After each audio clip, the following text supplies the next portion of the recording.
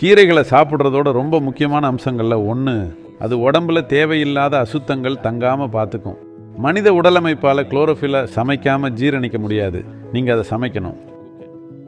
நீங்கள் அதை சமைச்சா அதை உங்களால் ஓரளவுக்கு ஜீரணிக்க முடியும்.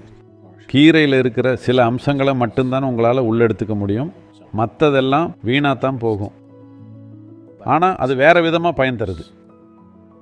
அதில் இருக்கிற நார்ச்சத்து ஒரு விஷயம். அதோட போதுமான அளவு கீரை சாப்பிட்டீங்கன்னா, சமைக்காத கீரையாக இருந்தாலும் அதை சாப்பிட்டா அது ப்ரஷ் மாதிரி வேலை செய்யுது. அது உங்கள் ஜீரண மண்டலத்தில் இருக்கிற கோழை எல்லாத்தையும் அகற்றும். அது அந்த மாதிரி வேலை செய்கிறதுக்கு குறைஞ்சது 24 மணி நேரம் இல்லைன்னா 18லிருந்து 20 மணி நேரம் தேவை.